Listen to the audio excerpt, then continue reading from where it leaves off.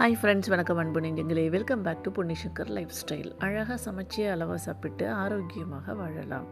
இன்றைக்கி வெள்ளிக்கிழமை விழாக்கு தான் நம்ம பார்க்க போகிறோம். எங்கள் வீட்டில் ஹாஸ்டல் பையன் வந்தாச்சு வீட்டுக்கு 3 days லீவுக்கு. வர்றதுக்கு முன்னாடியே 2-3 விஷயங்கள் எனக்கு இதெல்லாம் வேணுமா அப்படின்னு சொல்லியிருந்தாங்க.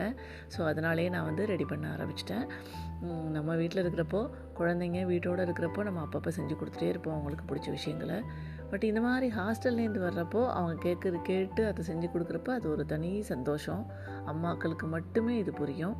அதே மாதிரி ஃபஸ்ட்டு லிஸ்ட்டில் கேட்டிருந்தது இட்லி வித் இட்லி சாம்பார். அதுவும் இட்லி சாம்பார் கொஞ்சம் ஸ்பெஷல் அவருக்கு.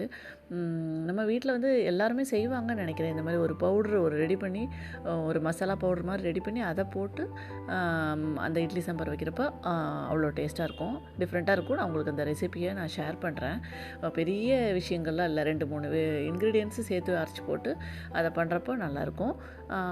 இந்த விலாக் ஃபுல்லாகவே நீங்கள் வெள்ளிக்கிழமை அன்றைக்கி நடந்த விலாக் தான் நீங்கள், அதாவது இன்சிடென்ட்ஸ் தான் நீங்கள் இப்போ பார்ப்பீங்க. இது கூட வெள்ளிக்கிழமை அன்றைக்கி காலையில் அப்படின்னாலே யோகா கிளாஸோடு தான் ஸ்டார்ட் ஆகும். வெள்ளிக்கிழமை காலையில் பக்கத்தில் இருக்கிற யோகா பார்க்கில் போய் நான் கிளாஸ் எடுத்திருந்தேன். எல்லாருமே சேர்ந்து யோகா பண்ணோம். இப்போ யோகா முடிச்சதுக்கப்புறமா திரும்ப வர்றப்போ பையனுக்கு என்னென்னலாம் வாங்கிட்டு வரலாம் அப்படின்னு யோசிச்சுட்டே இருந்தேன். பையனுக்கு எனக்கு சோளம் பிடிக்கும். சோளம் மக்காச்சோளம் வேக வச்சு கொடுத்தா பிடிக்கும், வேர்க்கடலை வேக வச்சு கொடுத்தா பிடிக்கும். இந்த மாதிரி விஷயங்கள் ஒன்று ஒன்றா பார்த்துக்கிட்டே இருந்தேன். சோளம் ஆல்ரெடி வாங்கி வச்சுட்டேன். அதுக்கப்புறமா நிலக்கடலை விற்றுட்ருந்தாங்க.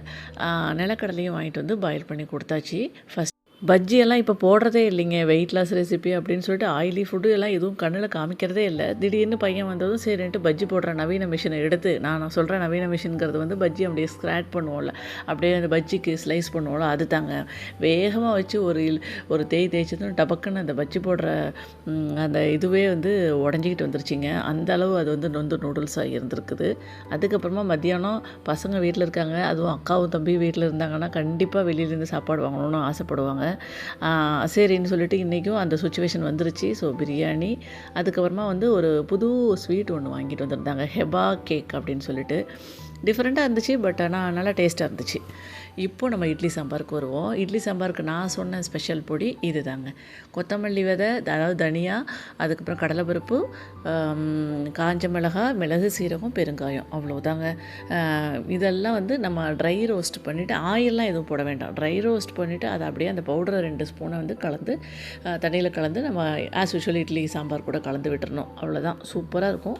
நீங்கள் இந்த மாதிரி ட்ரை பண்ணுவீங்களா? வேறு எப்படி நீங்கள் இட்லி சாம்பார் பண்ணுவீங்க அப்படிங்கிறதையும் கமெண்ட்ஸில் மறக்காமல் சொல்லுங்கள். Thank you so much friends. மீண்டும் ஒரு இனிய தருணத்தில் சந்திப்போம். பாய்.